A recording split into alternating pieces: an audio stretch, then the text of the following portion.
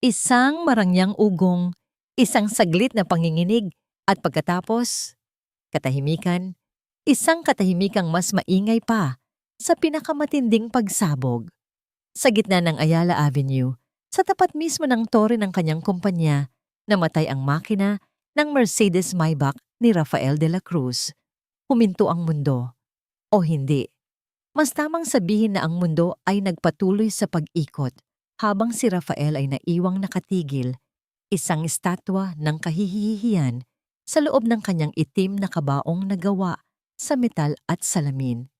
Nananatiling bukas ang aircon, ngunit isang butil ng pawis ang gumapang mula sa kanyang sentido, pababa sa kanyang panga.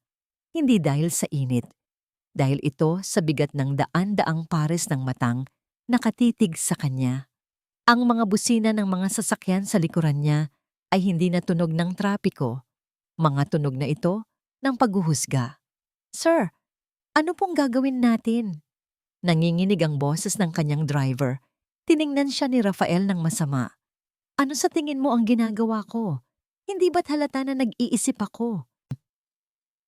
Napayuko ang driver. Sa labas ng sasakyan, ang kanyang mga personal na bodyguard at assistant ay nagkakagulo. Mga sisiw na nawalan ng inahin. Mga walang silbi. Lahat sila walang silbi. Binuksan niya ang bintana at ang alinsangan ng Makati ay tila isang sampal sa kanyang muka. Daan-daang cellphone ang nakaangat, nakatutok sa kanya na parang mga baril. Ang hari ng mga sasakyan ngayon ay isang basag na laruan sa gitna ng sarili niyang kaharian. Ang bawat segundo na lumilipas ay isang lamat na nadadagdag sa kanyang pangalan.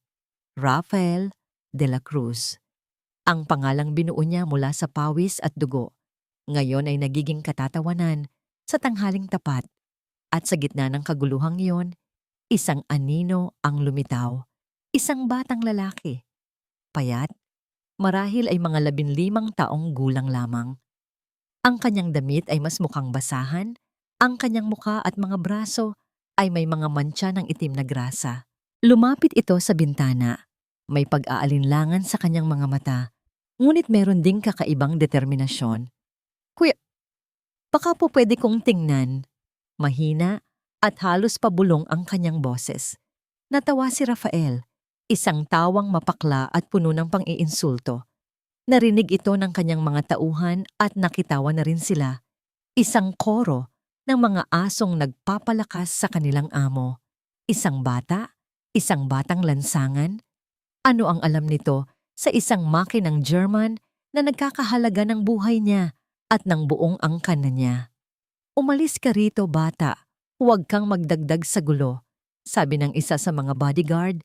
Akmang itataboy ang bata. Ngunit may kung anong nag-udyok kay Rafael. Siguro ang pagkabagot, siguro ang galit, o siguro ang desperasyong makatakas sa kahihiyang-hiyang ito kahit sa anong paraan. Itinaas niya ang kanyang kamay. "Hayaan mo siya." Tumingin siya sa bata. Ang kanyang mga mata ay malamig na parang yelo. "Ano ang gagawin mo? Huhulaan kung anong sira." Umiling ang bata. Itinuro nito ang ilalim ng sasakyan kung saan may bahagyang tumutulong likido. "Hindi po sa makina yan, sir. Baka po sa cooling pump. Baka may bumara lang." Ang kumpiyansa sa boses ng bata ay hindi nakabawas, bagkus ay nakadagdag pa sa pagkainis ni Rafael. Ang kayabangan. Isang ideya ang pumasok sa kanyang isip. Isang ideya na ipapakita sa lahat kung sino ang may kontrol. "Sige bata," sabi ni Rafael, at ang kanyang boses ay umalingaw-ngaw sa gitna ng ingay. Natahimik ang mga nasa paligid. "Kapag napaandar mo to, babayaran kita ng 1 taon mong kita." Isang hamon. Isang laro para sa kanya, ngunit para sa bata. Kitang-kita ni Rafael ang pagkinang sa mga mata nito, hindi dahil sa pera, kundi dahil sa pagkakataon. Walang nagsalita. Tumingin lang ang bata kay Rafael pagkatapos ay sa mamahaling sasakyan. Hindi siya sumagot. Tumango lang siya ng isang beses, isang tango na puno ng kahulugan. Kalmado niyang inilapag ang maliit na bag ng gamit sa semento at walang takot na lumuhod at sumilip sa ilalim ng Maybach. Pagkatapos, binuksan niya ang hood na kanina pa nakabukas, na puno ng tensyon ng hangin. Ang mga busina ay tumigil. Ang mga bulungan ay humina. Lahat ay nag-aabang. Pinanood ni Rafael ang bawat galaw ng bata. Ang maliliit at maruruming kamay nito ay gumalaw ng may katiyakan, hindi nag-aalinlangan. May kinuha itong kapirasong metal, may kung anong inikot, may kung anong kinapa. Tila ba kinakausap nito ang makina sa isang lengguwaheng sila lang ang nakakaintindi. Napigil ni Rafael ang kanyang paghinga, hindi dahil sa pag-asa, kundi dahil hindi siya makapaniwala na ipinaubaya niya ang kanyang reputasyon, ang kanyang pangalan, ang kanyang imperyo, sa mga kamay ng isang batang hindi niya kilala, isang basahan mula sa kung saang eskinita. Hindi ingay ng busina ang naririnig ni Eli, hindi ang mga bulungan o ang mga tawang mapanghusga. Ang naririnig niya ay ang hikbi ng makina. Isang tunog na pamilyar sa kanya, isang wikang natutunan niya mula pa sa kanyang pagkabata sa ilalim ng mga sasakyang inaayos ng kanyang ama sa kanilang maliit na talyer. Ang makina, Eli, sabi palagi ni Mang Tomas habang ginagabayan ang maliliit na kamay ng anak. May puso yan. Kapag huminto, hindi ibig sabihin sira na. Ibig sabihin may masakit sa kanya. Makinig ka lang. Sasabihin niya sa'yo kung nasaan. At ngayon, habang nakaluhod sa mainit na semento ng Ayala, nakikinig si Eli. Hindi niya nakikita ang mamahaling pintura, ang kumikinang na logo, o ang presyo nito na kayang bumuhay sa kanilang buong barangay. Ang nakikita niya ay isang pasyente, isang higanteng bakal na humihingi ng tulong. Binaliwala niya ang mga matang nakatitig sa kanya. Binaliwala niya ang mayabang na tingin ng mayamang lalaki. Ang mundo niya ay lumiit, naging espasyo lamang sa pagitan niya at ng itim na sasakyan. Ang amoy ng langis at alikabok ay pabango sa kanya. Ang init na nagmumula sa makina ay isang yakap. Dahan-dahan, sinundan ng kanyang mga daliri, ang mga tubo at kawad. Bawat galaw ay may katiyakan. Hindi ito hula-hula, ito ay kaalaman na isinalin sa kanyang dugo. Naramdaman niya ang bahagyang panginginig malapit sa bomba ng tubig. Kinapa niya ito at doon, sa ilalim ng isang hose, naramdaman niya ang isang maliit na bukol, isang bagay na hindi dapat nandoon. Gamit ang isang luma, ngunit subok na plais mula sa kanyang bulsa, maingat niyang inabot ang bara. Isang maliit, pilipit na piraso ng metal, marahil ay napulot lang mula sa kalsada. Nang maalis niya ito, tila nakahinga ng maluwag ang buong sistema. Isang simpleng problema, pero sapat na para patigilin ang isang halimaw. Tumayo siya at tumingin sa driver ng sasakyan. Subukan niyo na po, kuya. Ang driver ay tumingin muna kay Rafael na parang humihingi ng permiso. Tumangulang ang amo nito, ang mukha ay blangko, hindi mabasa. Pinihit ng driver ang susi. Isang ubo, isa pa. At pagkatapos, isang malalim, makinis, at malakas na ugong. Ang tunog ng isang pusong muling tumibok. Isang malakas na palakpakan at hiyawan ang pumailan lang mula sa mga tao sa paligid. Ngunit para kay Eli, ang pinakamatamis na musika ay ang perpektong tunog ng makina. Napangiti siya. Isang ngiting totoo at hindi para sa kahit sino, kundi para sa kanyang sarili. Nagawa niya, isinara niya ang hood at nagsimulang ligpitin ang kanyang mga gamit. Tapos na ang trabaho. Bata. Napalingon siya. Ang mayamang lalaki, si Rafael de la Cruz, ay nakatayo na ngayon sa kanyang harapan. Ang mukha nito ay hindi na gaanong mayabang, ngunit may halong pagtataka. At isang bagay na hindi maintindihan ni Eli. Inilahad ni Rafael ang isang makapal na pligo ng pera. Mga bagong-bagong 1,000 piso. Mas maraming pera kaysa sa pinagsama-samang kinita nila ng kanyang ama Sa loob ng isang buwan, napatingin si Eli sa pera. Pagkatapos ay sa lalaki. Ang kailangan lang niya ay pambili ng gamot ni tatay. Iyon ang tanging tumatakbo sa isip niya nang lumapit siya kanina. Gamot at marahil kaunting ulam para sa hapunan. Nag-aalangan niyang inabot ang kamay, hindi para kunin ang buong pligo, kundi para kumuha lamang ng ilang piraso. Maingat niyang binunot ang 3 piraso ng 1,000 piso. Tumingala siya kay Rafael. Ang kanyang mga mata ay malinaw at walang bahid ng kasakiman. "Sobra pa po ito, sir," sabi niya sa mahinang boses. Hindi naman po ganoon kahirap ang naging sira. Ibinalik niya ang makapal na pligo ng pera sa lalaki. Natigilan si Rafael. Sa buong buhay niya, sa lahat ng transaksyon niya, sa lahat ng taong nakilala niya. Ngayon lang may isang taong nagsauli ng pera sa kanya. Lalo na ang isang taong halatang mas nangangailangan nito kaysa sa kanya. Napako ang tingin ni Rafael sa perang ibinabalik sa kanya. Pagkatapos ay sa mukha ng bata. Nawala ang pagiging hari sa kanyang mukha. Napalitan ng purong pagtataka. "Sino ang batang ito?" "Salamat po," sabi ulit ni Eli at isinukbit na ang kanyang bag sa balikat. Mahigpit niyang hinawakan ang 3,000 piso sa kanyang kamay. Ito na ang gamot ni tatay. Ito na ang pagkain nila para sa 1 linggo. Tumalikod na siya at nagsimulang maglakad palayo. Kasing bilis at kasing tahimik ng kanyang pagdating. Para siyang isang anino na lumitaw para ayusin ang isang gulo. At ngayon ay naglalaho na muli pabalik sa karamihan. Hindi niya hinintay ang pasasalamat. Hindi niya kailangan ng papuri. Ang tanging nasa isip niya ay makauwi na. Naiwan si Rafael na nakatayo. Hawak ang perang ibinalik sa kanya. Sa isang saglit, hindi niya alam ang gagawin. Tiningnan siya ng kanyang mga tauhan. Naghihintay ng utos. Tiningnan siya ng mga tao.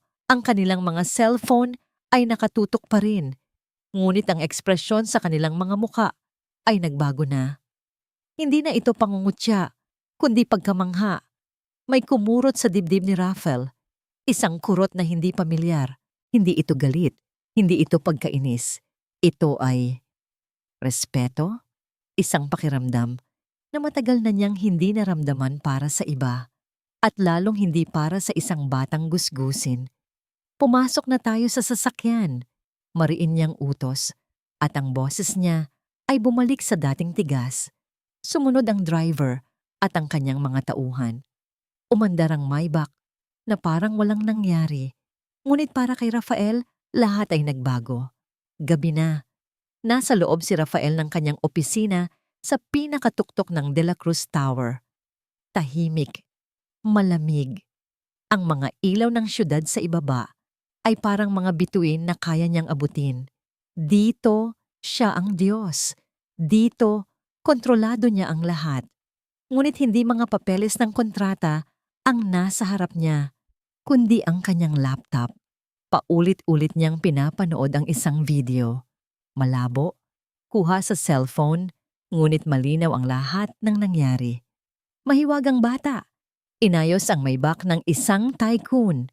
Iyon ang headline. Pinanood niya ang pagdating ng bata, ang pagtawa niya at ng kanyang mga tauhan. Ang pagluhod ng bata. Ang mga kamay nitong marumi, ngunit sigurado sa bawat galaw. At ang huli, ang pag-iling nito habang isinasauli ang pera. Pinatay niya ang video, ngunit ang imahe sa kanyang isip ay hindi nawala. Dinala ng kanyang mga mata ang tingin sa isang maliit na picture frame sa gilid ng kanyang mesa. Isang litratong matagal na niyang hindi tinititigan ng ganito katagal. Ang litrato ng isang batang lalaking nakangiti. Halos kasing edad ni Eli, ang kanyang anak. Ang kaisa-isa niyang anak na matagal nang wala. Isang lamat. Isang lamat ang unti-unting lumitaw sa pader na bakal na bumabalot sa puso ni Rafael de la Cruz. At sa unang pagkakataon, sa loob ng maraming taon, naramdaman niya ang sakit. Kinabukasan, may isang utos si Rafael de la Cruz na hindi maintindihan ng kanyang mga tauhan. Hindi ito tungkol sa pagbili ng bagong kumpanya o pagbebenta ng stocks. Hanapin niyo kung saan nakatira ang batang nag-ayos ng sasakyan ko. Hindi na niya kinailangang maghintay ng matagal. Bago pa man sumikat ang araw, nasa mesa na niya ang isang folder. Pangalan, Eli Santos. Address, isang eskinita sa Tondo. May kasama itong larawan ng isang maliit at lumang talyer na may nakasulat na Santos and Sons Auto Repair. Pinagmasdan ni Rafael ang larawan. Ang lugar ay sira-sira, malayo sa karangyaan na kanyang kinasanayan. Ngunit meron itong dignidad. Isinakay siya ng kanyang driver, hindi sa Maybach, kundi sa isang simpleng itim na SUV. Habang papalayo sila sa mga nagtataasang gusali ng Makati at palapit sa masisikip na kalye ng Tondo, tila ba bumibiyahe si Rafael papunta sa ibang mundo. Ang malilinis na kalsada ay napalitan ng mga lubak. Ang mga butik ay naging mga tindahan ng sari-sari. Ang hangin ay naging mas makapal, mas magulo. Huminto ang sasakyan sa bukana ng eskinita. Hanggang dito na lang po tayo, sir. Hindi na kasya, sabi ng driver. Bumaba si Rafael. Agad siyang napansin ng mga tao. Ang kanyang mamahaling damit at sapatos ay tila sumisigaw sa gitna ng karaniwang pamumuhay doon. Ngunit hindi niya ito inintindi. Sinundan niya ang address hanggang sa marating niya ang talyer mula sa litrato. Nakita niya si Eli. Suot ang parehong damit kahapon na maingat na nililinis ang isang lumang pyesa. Sa tabi nito, isang matandang lalaki na payat at medyo kuba ang umuubo habang nagpupunas ng mga gamit. Siya marahil ang ama, si Mang Tomas. Ang lugar ay maliit at luma, ngunit malinis. Ang mga gamit, kahit kalawangin, ay maayos na nakasalansan. Ang amoy ng langis ay humahalo sa amoy ng nilulutong pagkain mula sa kapitbahay. Huminga ng malalim si Rafael at humakbang papasok. Magandang umaga po, bati niya. Sabay na napalingon ang mag-ama. Gulat, iyon ang unang emosyon sa kanilang mga mukha. Agad na tumayo si Mang Tomas, medyo nahihiya sa kanilang kalagayan. Sir, kayo po pala, sabi ni Mang Tomas, pinupunasan ang kanyang kamay sa isang basahan. Pasensya na po kayo sa aming lugar. Walang problema, sagot ni Rafael. Ang kanyang tingin ay lumipat kay Eli, na ngayon ay nakayuko. Pumunta ako rito para magpasalamat ulit sa anak ninyo at para mag-alok ng isang bagay. Diretso siyang nagsalita. Sanay sa mga negosasyon. Gusto kong mamuhunan sa lugar na ito. Bibigyan ko kayo ng pondo para mapalaki at mapaganda ang talyer para makabili ng mga bagong gamit. Tumingin siya kay Eli. At gusto kong pag-aralin ng anak mo sa pinakamagaling na technical school sa Maynila. Ako ang sasagot sa lahat. Natigilan ang mag-ama. Si Eli ay napatingala. Ang kanyang mga mata ay nanlaki sa gulat at pag-asa. Paaralan. Iyon ang isang pangarap na matagal na niyang isinuko. Ngunit si Mang Tomas, matapos ang ilang sandali ng katahimikan, ay umiling ng marahan. Maraming salamat po sa alok ninyo, sir. Pero hindi po kami pwedeng tumanggap. Mahinahon niyang sabi. Ang karangalan lang po ang puhunan namin sa buhay. Muling nasorpresa si Rafael. Pangalawang beses na siyang tinanggihan ng isang Santos. Ngunit sa pagkakataong ito, imbis na mainis, nakaramdam siya ng paghanga. Hindi ito limos, Mang Tomas. Paliwanag ni Rafael. Mas lumambot ang kanyang boses. Tingnan mo ito bilang isang investment. Nakita ko ang galing ng anak mo. Sayang ang talento kung hindi mahahasa. Hindi ito para sa akin. Para ito sa kinabukasan niya. Ang mga salitang kinabukasan niya ang tumagos sa puso ni Mang Tomas. Tumingin siya sa kanyang anak, sa kinang ng mga mata nito, sa pangarap na muling nabuhay. Paano niya ito ipagkakait? Bago pa man makasagot si Mang Tomas, isang-isa pang mamahaling sasakyan ang huminto sa di kalayuan. Bumaba mula rito ang isang lalaking nakangiti, si Leonardo Vergara. Tito, nandito ka lang pala. Masayang bati ni Leonardo habang papalapit. Sinusundan pala kita. Ano itong bago nating project? Ngumiti si Rafael. Leo, pamangkin ko. Ito si Mang Tomas at ang anak niyang si Ellie. Ang batang nag-ayos ng Maybach ko. Ah, ang sikat na bata, sabi ni Leonardo at inilahad ang kamay kay Ellie. Magaling! Ang galing-galing mo, bata. Ang nangiti ni Leonardo ay malawak. Ang kanyang mga salita ay puno ng papuri. Ngunit ang kanyang mga mata. Ang kanyang mga mata ay malamig. Sinusuri nito ang mag-ama mula ulo hanggang paa na parang tinitingnan ng isang bagay na mababa. Isang tingin na hindi napansin ni Rafael ngunit naramdaman ni Mang Tomas. Nang umalis na sila makalipas ang isang oras matapos mapapayag si Mang Tomas, masaya si Rafael. Nakaramdam siya ng gaan, isang pakiramdam na matagal na niyang hindi naramdaman. Nang makasakay na sa sariling sasakyan na wala ang nangiti sa mukha ni Leonardo, kinuha niya ang kanyang cellphone at nagdial. Gusto kong malaman ang lahat tungkol sa pamilyang Santos, sabi niya sa kabilang linya.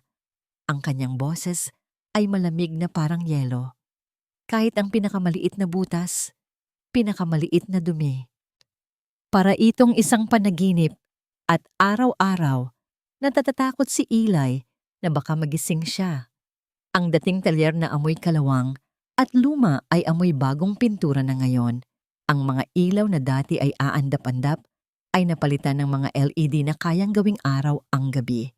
Ang tunog ng pag-ubo ng kanyang ama ay napalitan ng tunog ng mga bagong kagamitan at si Eli, hindi na lang siya ang batang marungis sa eskinita. Tuwing umaga, isinusuot niya ang kanyang puting uniforme. Inaamoy ang pagiging bago nito. Hawak niya ang mga librong makakapal. Binabasa ang mga aralin na dati ay pinapangarap niya lang. Sa eskwelahan, hindi na siya si Eli na tagpi-tagpi ang damit. Isa na siyang estudyanteng nangunguna sa klase, lalo na sa practical arts. Ang mga kamay na dati ay puro grasa. Ngayon ay mabilis na sumusulat at gumuguhit ng mga diagram ng makina. Ang pinakamasaya sa lahat ay ang makita ang kanyang ama. Hindi na ito madalas hinihika. Ang dating maputlang mukha ni Mang Tomas ay nagkaroon na ng kulay. Sa hapon, pagkatapos ng klase ni Eli, sabay silang nagtatrabaho sa bagong talyer. Pero hindi na ito trabaho para lang may makain. Ito ay naging isang aral, isang bonding. Itinuturo na muli ni Mang Tomas ang mga sekreto ng bawat pyesa. Ang kanyang tawa ay mas malakas na, mas madalas na. Minsan sa isang linggo, dumarating si Sir Rafael. Dala-dala nito ay hindi lang mga bagong kasangkapan, kundi minsan ay pagkain o mga kwento tungkol sa mga bagong modelo ng sasakyan sa Europa. Uupo ito sa isang bagong upuan, manonood, habang nagtatrabaho ang mag-ama. Magaling iho, sasabihin ni Sir Rafael kay Eli, gamit ang salitang halos hindi na naririnig ni Eli mula nang mamatay ang kanyang ina. Balang araw, ikaw na ang magpapatakbo ng mas malaki pa dito. Sa mga sandaling iyon, hindi isang bilyonaryo ang nakikita ni Eli, kundi isang ama. Isang amang nakikita ang kanyang halaga. Ngunit ang mga panaginip, gaano man kaganda, ay may mga anino sa gilid. Isang gabi, habang gumagamit ng lumang tablet na bigay ni Sir Rafael, may nakita si Eli online. Isa itong maliit na article mula sa isang blog na hindi niya kilala. Ang pamagat, ang himala sa Makati. Nagkataon lang ba o binalak? Binasa niya ito. Kinwestiyon ng artikulo ang perpektong timing ng pagkasira ng Maybach. Nagtanong ito kung paanong ang isang simpleng bata ay nagawang ayusin ang isang komplikadong sasakyan ng ganoon kabilis. Walang direktang akusasyon, ngunit ang lason ay nasa pagitan ng bawat salita. Isang pahiwatig na baka ang lahat ay isang malaking palabas. Biglang nanlamig ang tiyan ni Eli. Ipinakita niya ito sa kanyang ama. Kinuha ni Mang Tomas ang tablet, binasa ang artikulo at huminga ng malalim. Pagkatapos ay ngumiti ito, isang ngiting pilit. Hayaan mo na yan, anak, sabi niya. Ginugulo ang buhok ni Eli. Sa mundo, kapag may umaangat, laging may hihila pababa. Inggit lang yan. Tumango si Eli, pero hindi nawala ang kaba sa kanyang dibdib. At nang gabing iyon, nang akala niyang tulog na siya, narinig niya ang kanyang ama na umuubo na naman. Isang ubo na, hindi dahil sa sakit, kundi dahil sa pag-aalala. Sa kabilang dako ng syudad, sa isang malamig na opisina, si Leonardo Vergara ay nakatitig din sa kanyang cellphone, ngunit hindi sa parehong artikulo. Binabasa niya ang isang report mula sa kanyang private investigator. Boss, malinis ang record ng pamilya. Walang kaso, walang utang na hindi nabayaran. Mabuting tao talaga sila base sa mga kapitbahay, sabi ng boses sa kabilang linya. Nagsalubong ang kilay ni Leonardo. Imposible. Lahat ng tao ay may itinatagong dumi. Pero may isang bagay, boss. Nag-aalangang sabi ng investigador. Isang bagay na kakaiba. Wala akong makitang masama sa record nila. Pero may isang bagay. Isang lumang police report tungkol sa isang aksidente. Nakatitig si Leonardo Vergara sa screen ng kanyang laptop. Ang kanyang mamahaling leather na upuan ay lumilikha ng bahagyang ingay sa bawat paggalaw niya. Inip. Iyon ang kanyang nararamdaman. Malinis? Anong ibig mong sabihin na malinis? Inis niyang tanong sa kausap sa speakerphone. Boss, sinabi ko na po. Ilang araw kong sinuyod ang buhay nila. Walang bahid-dungis. Ang tanging reklamo lang sa kanila ng mga kapitbahay ay masyado daw silang mabait, sagot ng investigador. Bumuntong hininga si Leonardo. Walang silbi. Sige na, ipadala mo na lang sa email ko yang sinasabi mong lumang report, kahit ano na lang. Ibinaba niya ang tawag nang may pagkadismaya. Isang lumang police report? Tungkol sa isang aksidente? Ano naman ang mapapala niya roon? Ilang sandali pa, isang notifikasyon ang lumitaw sa kanyang screen. Isang email mula sa investigador.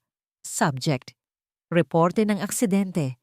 Kaso Biology 78, 451. Binuksan niya ang naka-attach na PDF file. Binasa niya ang mga unang linya. PETSA. 12 taon na ang nakalipas. Lokasyon: isang highway sa labas ng Maynila. Uri ng insidente: vehicular accident. Biktima: Miguel de la Cruz, edad 16. Natigilan si Leonardo. Miguel, ang namatay na anak ni Rafael, ang sugat na hindi kailanman naghilom sa puso ng kanyang tiyuhin, ang multo na laging nagpapabigat sa bawat sulok ng kanilang pamilya. Nagpatuloy siya sa pagbabasa. Mga detalye ng wasak na sasakyan, ang tinatayang bilis, ang sanhi ng pagkamatay, mga technical na bagay na hindi niya pinansin, hanggang sa marating niya ang isang partikular na seksyon.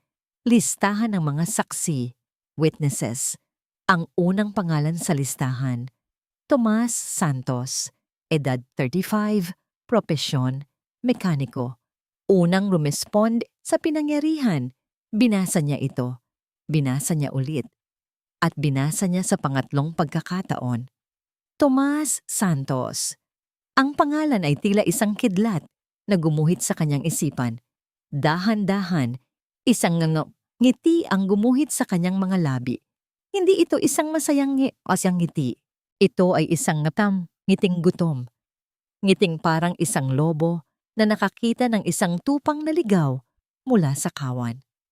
Tumayo siya mula sa kanyang upuan at nagsimulang maglakad-lakad sa loob ng kanyang opisina. Ang mga piraso ng palaisipan ay unti-unting nabubuo sa kanyang utak. Hindi sa paraang nangyari, kundi sa paraang gusto niyang mangyari. Coincidence? Isang mekanikong nagngangalang Tomas Santos ang unang nakakita sa pagkamatay ng anak ni Rafael. At makalipas ang 12 taon, ang anak ng mekanikong ito ang siyang himalang nag-ayos sa sasakyan ni Rafael sa gitna ng Makati. Hindi. Sa mundo ni Leonardo Vergara, walang nagkakataon lang. Ang lahat ay may plano.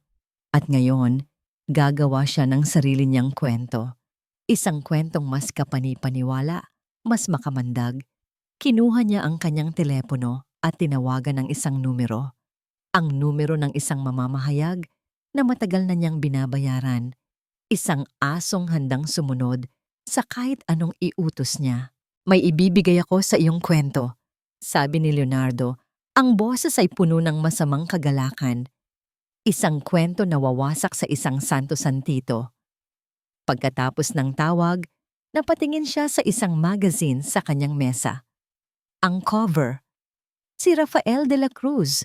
Nakangiti habang akbay-akbay si Eli Santos sa harap ng bagong talyer. Ang headline, Pag-asa mula sa isang sirang makina. Kinuha ni Leonardo ang magazine, tinitigan ang masayang mukha ni Eli, at dahan-dahang ginusot ito sa kanyang kamao hanggang sa maging isang solidong bola ng basura. Itinapon niya ito sa basurahan. Humarap siya sa bintana. Tanaw ang De La Cruz Tower sa di kalayuan. Hindi mo lang aagawin ang pera ng tiyuhin ko, bulong niya sa sarili, habang ang kanyang refleksyon sa salamin ay tila isang demonyo.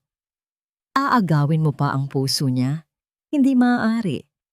May isang bagong sigla sa mga kilos ni Rafael de la Cruz. Ang dating bigat sa kanyang mga balikat ay tila nabawasan. Sa loob ng opisina, habang pinipirmahan ang mga mahahalagang dokumento, ang isip niya ay lumilipad sa maliit na talyer sa tondo. Sa ngiti ni Eli, sa tahimik na pasasalamat sa mga mata ni Mang Tomas. Sa wakas, pagkatapos ng maraming taon, may isang bagay siyang ginagawa na may kabuluhan, isang bagay na hindi nasusukat ng pera.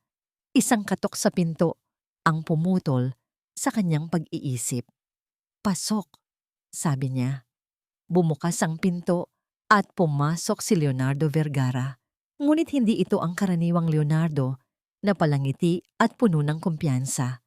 Ang mukha ng kanyang pamangkin ay balot ng pag-aalala. Ang kanyang mga mata ay tila may dalang mabigat na balita.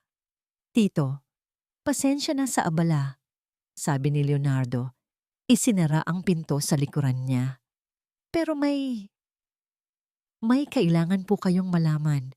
Isang bagay na ayaw ko sanang sabihin pero tungkulin kong protektahan kayo. Napatingin ng diretso si Rafael. Ano yon, Leo? Maupo ka. Umupo si Leonardo sa tapat ng mesa, ngunit hindi siya mapakali. Inilapag niya ang isang brown envelope sa ibabaw ng lamesa ni Rafael. Nag-utos po ako ng mas malalim na background check sa pamilyang Santos. Panimula niya, ang boses ay nag-aalangan. Para lang masigurado na ang investment natin ay napupunta sa tamang tao. Standard procedure lang po. Tumango si Rafael. At anong nakita mo? Huminga ng malalim si Leonardo na parang naghahanda para sa isang masakit na revelasyon. Sa umpisa, wala po. Malinis sila. Pero may isang dokumento akong nahukay, isang lumang police report. Binuksan ni Leonardo ang envelope at inilabas ang isang papel. Itinulak niya ito, papalapit kay Rafael. Tingnan niyo po ang pangalan ng witness, Tito. Ang unang taong nakarating sa pinangyarihan. Kinuha ni Rafael ang papel. Ang kanyang mga mata ay mabilis na sinuyod ang mga detalye at pagkatapos ay napako sa pangalang nakasulat doon. Tomas Santos. At sa ibaba noon, ang pangalan ng biktima, ang pangalan ng kanyang anak. Nanlamig ang mga kamay ni Rafael. Tumingala siya kay Leonardo, ang kanyang mukha ay nagtatanong. Hindi, imposible yan. Halos pabulong niyang sabi. Umiling si Leonardo. Ang kanyang mukha ay puno ng awa. Sana nga po, Tito. Sana nga po nagkakamali lang ako. Pero isipin po ninyo, ano po ang tsansa na sa dinami-dami ng tao sa Maynila, ang anak ng taong naroon mismo noong araw na yon ang siyang makakaayos ng sasakyan ninyo sa tapat pa mismo ng building natin? Ang bawat salita ni Leonardo ay parang isang patak ng asido, dahan-dahang tumutunaw sa tiwalang binuo ni Rafael. Nagkataon lang yan, Leo, giit ni Rafael, ngunit ang kanyang boses ay may bahid na ng pagdududa. Nagkataon po ba, Tito? Malungkot na tanong ni Leonardo. O isang plano? Isang pamilyang gipit na biglang nalaman na ang taong sangkot sa pinakamalaking trahedya ng buhay nila ay isa sa pinakamayamang tao sa Pilipinas. Hindi po ba't perpektong pagkakataon yon para gumawa ng isang palabas?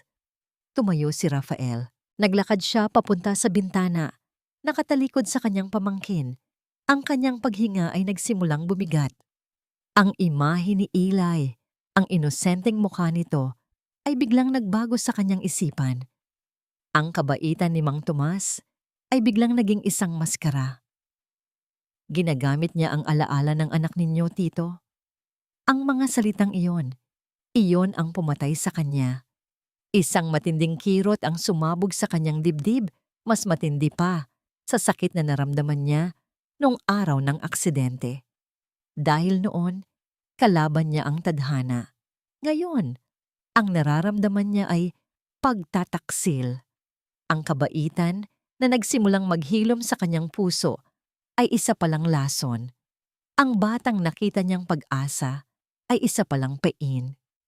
Humarap siyang muli kay Leonardo. Ang kanyang mukha ay wala ng emosyon, parang isang batong tinapyas mula sa yelo. Ngunit sa loob, ang kanyang mundo ay gumuho. Ang pag-asa na kanyang naramdaman ay naging abo. Gumuho siya sa kanyang upuan. Ang mga kamay ay nakasapos sa kanyang ulo. Ang mga masasayang alaala sa talyer ay naging mga bangungot. Ang tawa ni Eli ay naging isang pangungutya. Narinig niya ang boses ni Leonardo. Tito, anong gusto niyong gawin ko? Hindi agad nakasagot si Rafael. Ang bawat salita ay mabigat. Tila hinihila pababa ng bigat ng kanyang nawasak na puso. Nang sa wakas ay magsalita siya, ang kanyang boses ay basag at halos hindi marinig. Paalisin mo sila sa buhay ko. Ang araw ay nagsimula tulad ng dati. Nagising si Ellie na may ngiti sa labi, nasasabik sa bagong aklat tungkol sa mga hybrid engine na ibinigay sa kanya ni Sir Rafael. Habang nag-aalmusal, masayang nagkukwento si Mang Tomas tungkol sa isang customer na namangha sa bago nilang gamit. Isang panaginip. Isang magandang panaginip na ayaw na sana niyang matapos. Ngunit bandang 10:00 ng umaga, isang itim na van ang huminto sa tapat ng kanilang talyer. Bumaba mula rito ang 3 lalaking nakasuot ng barong. Ang kanilang mga mukha ay seryoso at walang emosyon. Hindi sila ang karaniwang customer. Si Mr. Tomas Santos po? Tanong ng isa, hawak ang isang folder. Lumapit si Mang Tomas, nagpupunas ng kamay. Ako nga po, ano po yon? Inilahad ng lalaki ang isang papel. Galing po ito sa opisina ni Mr. De La Cruz, isang notice of termination of agreement. Simula po ngayon, lahat ng investment at suporta mula sa De La Cruz Corporation ay itinitigil na. Ang mga salita ay parang hangin lang kay Ellie. Hindi niya naintindihan. Itinitigil? Bakit? Teka, baka po nagkakamali lang kayo. Sabi ni Mang Tomas. Ang boses ay nagsisimula ng manginig. Si Sir Rafael. Kausap lang namin siya kahapon. Wala po kaming alam dyan. Sumusunod lang po kami sa utos. Malamig na sagot ng lalaki. Pagkatapos ay naglabas sila ng isang malaking rolyo ng papel at pandikit. Sa harap mismo nila, idinikit nila sa bagong pintuan ng talyer ang isang papel na may nakasulat na malalaking letra. Property of De La Cruz Corp. Pending Asset Recovery. Isang selyo. Isang tanda na hindi na kanila ang lugar na yon. Nagsimulang maglabasan ng mga kapitbahay. Ang mga dating namumangiti at pagbati ay napalitan ng mga bulungan at mapanuring tingin. Ang balita ay kumalat na parang apoy. Anong nangyari? Sabi na nga ba, masyadong mabilis ang pag-angat. Baka naman nanloko nga. Naramdaman ni Eli na parang lahat ng pader ay papalapit sa kanya. Sinasakal siya. Kinuha niya ang kanyang lumang cellphone, nanginginig ang mga kamay habang hinahanap ang numero ni Sir Rafael. Nagring ito. 1, 2, 3. Walang sumasagot. Sinubukan niya ulit. Ganun pa din. Sa pangatlong subok, hindi na ito nag-ring. Isang boses mula sa makina ang sumagot. The number you have dialed is currently unavailable. Unavailable. Isang salitang kasing sakit ng sampal. Tay, anong nangyayari? Tanong ni Eli sa kanyang ama. Ang luha ay nagsisimula nang mamuo sa kanyang mga mata. Bakit ayaw akong kausapin ni Sir Rafael? Hindi makasagot si Mang Tomas. Nakatitig lang siya sa selyo sa kanilang pinto. Ang kanyang mukha ay puno ng pagkalito at sakit. At doon, dumating ang huling dagok. Isang van ng isang news channel ang huminto. At bumaba ang mga reporter na parang mga buwitreng nakaamoy ng sariwang laman. Itinutok nila ang kanilang mga kamera at mikropono sa mag-ama. Mr. Santos, totoo po ba na ginamit ninyo ang pagkamatay ng anak ni Mr. De La Cruz para makuha ang simpatsya niya? May komento po ba kayo sa akusasyon na planado ang lahat ng nangyari sa Makati? Isang reporter ang naglahad ng isang dyaryo sa harap ng mukha ni Mang Tomas. Nakita ito ni Ellie. Isang malaking larawan nilang mag-ama. Katabi ang isang lumang larawan ng isang batang lalaki. At ang headline, nakasulat sa malalaki at itim na letra na tila sumisigaw. Kahapong tragedya, ginawang pera ngayon. Parang isang suntok sa sikmura. Ang lahat ng hangin sa mundo ay tila nawala. Ngunit ang reaksyon ni Mang Tomas ang mas nakapangingilabot. Nanlaki ang kanyang mga mata. Ang kulay sa kanyang muka ay biglang nawala. Napahawak siya sa kanyang dibdib. Ang kanyang paghinga ay naging mabilis at hirap. Tila ba ang bawat salita sa headline na yon ay isang karayom na direktang tumusok sa kanyang puso. Tay, kinakabahang tawag ni Eli. Hindi sumagot si Mang Tomas. Ang kanyang mga binti ay nanghina. At sa gitna ng mga flash ng kamera at walang tigil na tanong ng mga reporter, bumagsak siya sa sementadong lupa. Walang malay. Isang nakakabinging katahimikan ang pumalit sa gulo. At pagkatapos, isang sigaw. Ang sigaw ng isang batang nakakita sa pagguho ng kanyang buong mundo. Tay! Nanalo si Rafael de la Cruz. Napaalis niya ang mga santos sa kanyang buhay. Ang problema ay nawala. Ang issue ay sarado. Isang business decision lang. Isang malinis na pagputol ng ugnayan. Ngunit kung nanalo siya, bakit pakiramdam niya ay talunan siya? 2 araw na ang lumipas. 2 araw na siyang nakakulong sa kanyang opisina, sinusubukang ibaon ang sarili sa trabaho. Ngunit ang mga numero sa financial reports ay nagiging mukha ni Eli. Ang mga linya sa architectural plans ay nagiging anino ni Mang Tomas. Hindi siya makakain. Hindi siya makatulog. Isang palabas lang ang lahat. Bulong niya sa sarili. Paulit-ulit. Na parang isang dasal na pilit niyang pinaniniwalaan. Niloko ka lang nila. Pero sa tuwing pipikit siya, hindi ang mukha ng manloloko ang nakikita niya. Ang nakikita niya ay ang mga matang puno ng pag-asa. Ang mga kamay na marumi, ngunit tapat. Ang nangingiting hindi kayang pikein. Sa ikatlong gabi, hindi na niya natiis. May isang bagay na mali. Isang kurot sa kanyang bituka. Isang tinig sa kanyang isipan na nagsasabing may piyesa siyang hindi nakita. May isang detalyeng nakaligtaan. Tumayo siya at naglakad papunta sa isang pader sa kanyang opisina. Sa isang pindot, isang bahagi ng pader ang bumukas. Nagpapakita ng isang bakal na vault. Inilagay niya ang kanyang fingerprint at inikot ang kombinasyon. Sa loob, hindi pera o alahas ang laman. Isang kahon lang.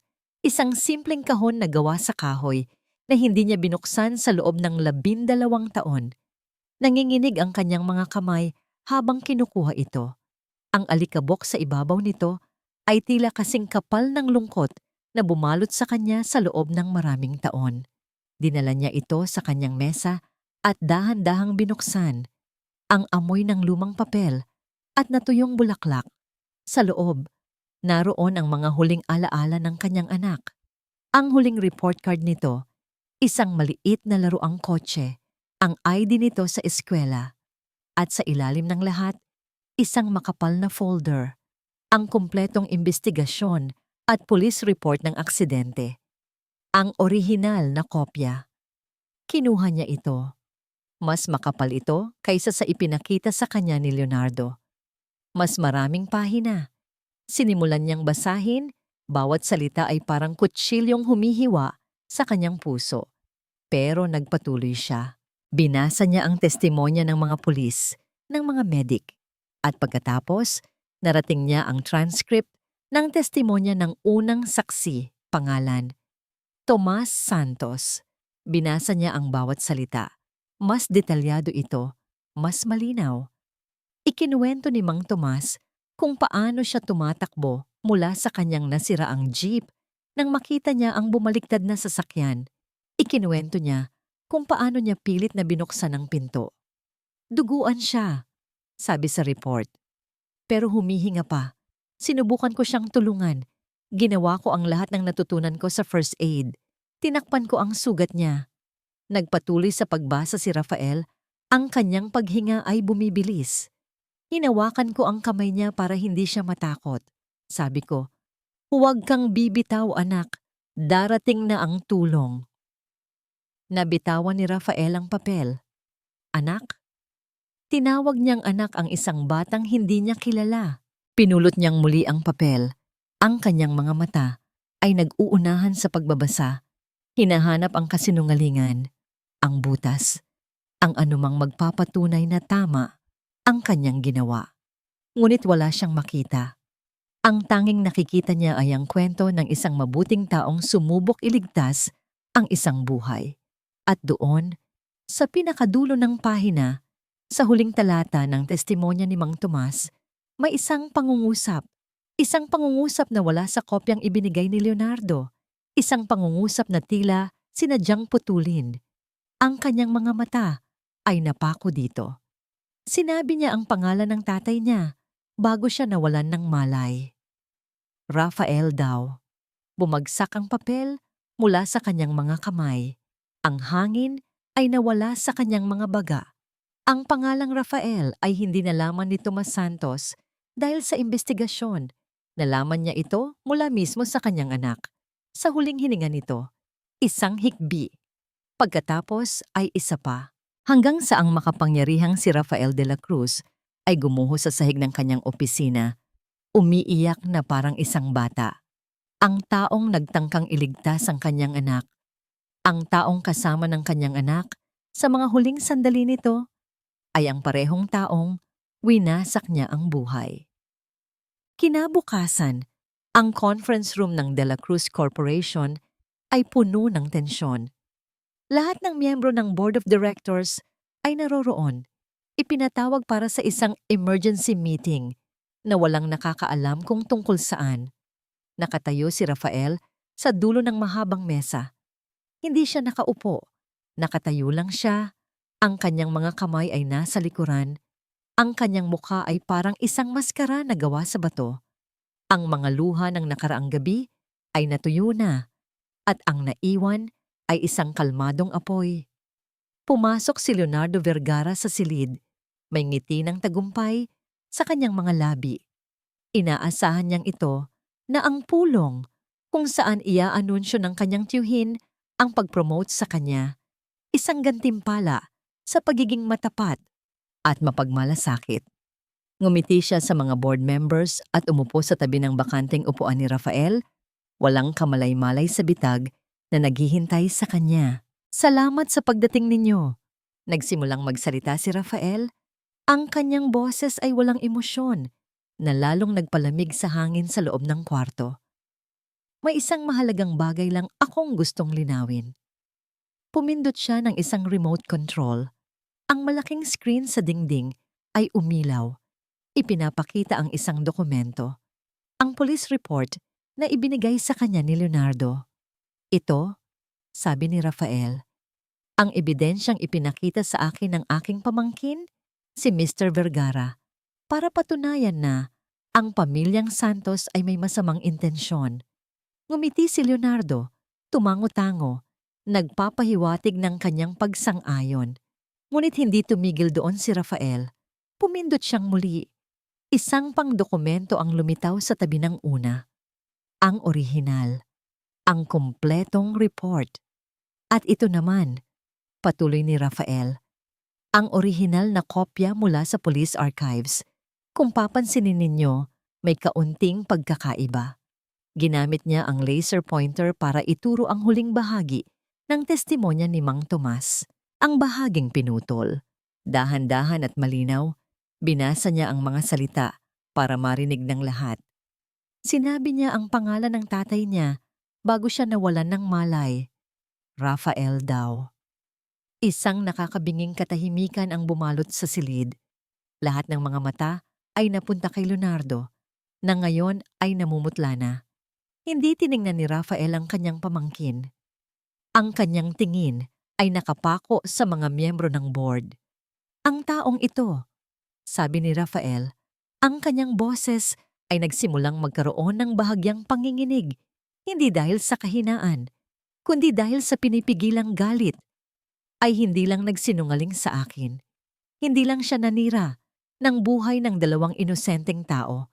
Ginamit niya ang pinakamasakit na bahagi ng buhay ko. Ginamit niya ang alaala ng aking namatay na anak para sa kanyang sariling ambisyon. Hindi totoo yan. Biglang sigaw ni Leonardo, tumatayo.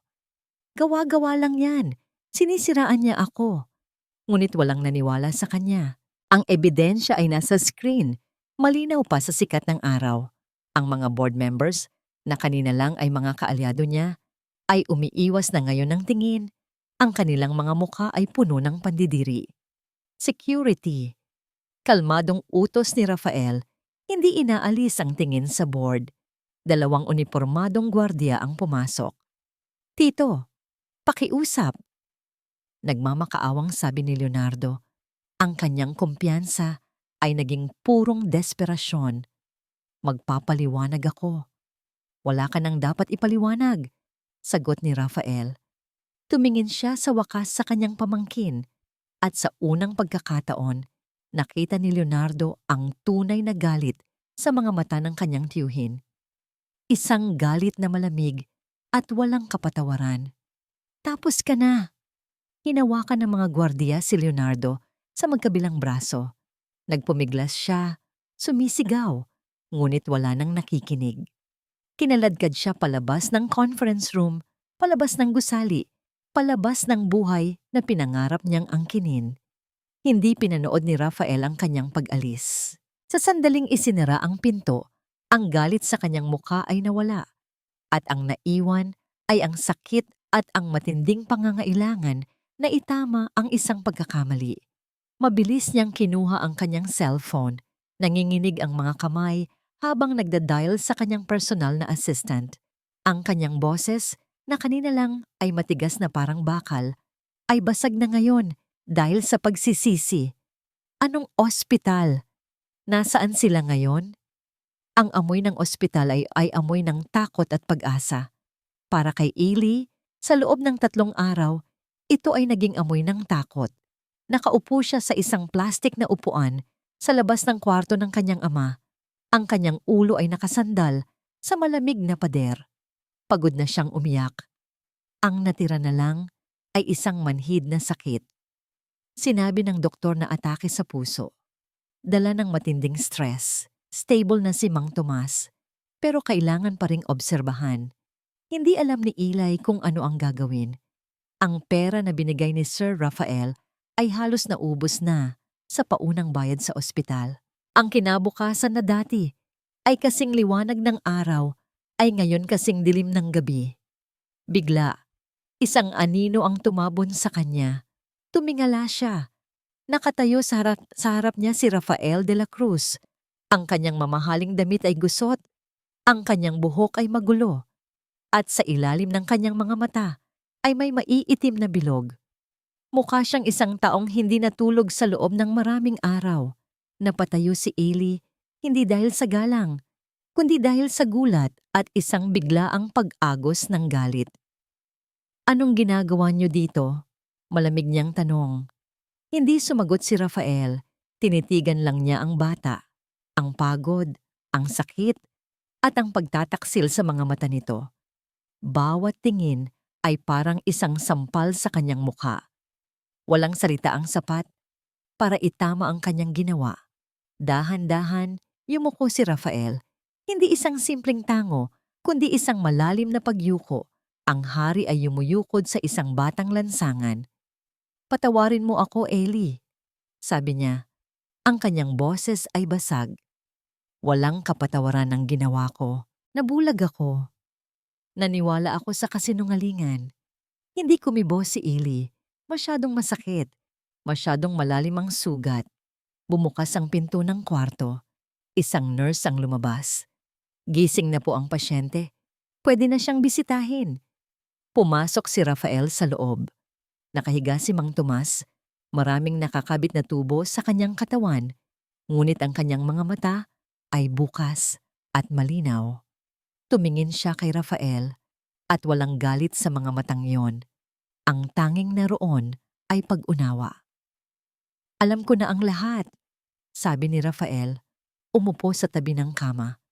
"Tungkol sa anak ko, sa ginawa mo, sa kung paano ko sinuklian ang kabutihan mo ng kasamaan. Patawad, Mang Tomas." Ngumiti ng bahagya si Mang Tomas, isang nangiting pagod. "Ang mahalaga," mahina niyang sabi, "ay ang natutunan ng puso, hindi ang pagkakamali nito."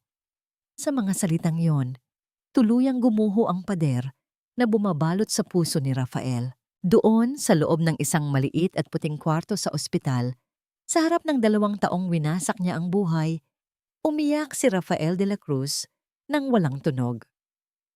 Isang malaking gusali ang nakatayo na ngayon sa dating kinatatayuan ng maliit na talyer sa Tondo. Sa arko sa itaas ng gate, nakasulat ang mga salitang Santos Technical Academy. Sa loob, daan-daang kabataan ang abala sa pag-aaral. Ang kanilang mga mukha ay puno ng pag-asa. Ito ang araw ng kanilang pagtatapos. Sa entablado, isang binatang lalaki ang nagsasalita. Matangkad, matipuno, at puno ng kumpiyansa. Siya si Engineer Eli Santos, ang pinakabatang guro at isa sa mga tagapamahala ng akademya. Sa hanay ng mga panauhing pandangal, nakaupo si Mang Tomas. Malakas na siya. Ang kanyang ubo ay matagal nang nawala.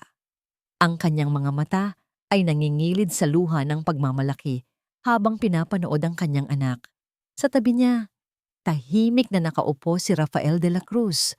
Ang kanyang buhok ay may mga puti na, ngunit ang kanyang mga mata ay may kapayapaan na wala roon dati. Pagkatapos ng seremonya, isang batang reporter ang lumapit kay Rafael de la Cruz. "Marami na po kayong napatayong kumpanya, na ibentang sasakyan at napanalunang parangal. Para po sa inyo, ano po ang maituturing ninyong pinakamalaking achievement sa inyong buhay?" Tumingin si Rafael, hindi sa reporter, kundi sa direksyon kung saan masayang kinakausap ni Eli ang mga bagong graduate. Napangiti siya. Isang ngiting totoo at puno ng pasasalamat. "Ang pinakamalaking achievement ko?" Pag-uulit niya. "Hindi yung mga kumpanyang naitayo ko. Hindi yung mga sasakyang naibenta ko." Tumingin siya sa malayo na para bang inaalala ang isang maingay at mainit na tanghali sa Ayala. "Ang pinakamalaking achievement ko ay hindi yung Maybach na naayos." Tumingin siya pabalik sa reporter. Ang kanyang mga mata ay may kakaibang kinang. "Kundi yung puso kong sinira nila para buuin ulit." At sa di kalayuan, nagtagpo ang mga mata nila ni Eli. Isang tango, isang ngasang ngiti, isang pamilyang binuo, hindi ng dugo, kundi ng langis, ng grasya, ng pagpapatawad at ng isang makinang minsan ay huminto para bigyang daan ang pag-andar ng puso.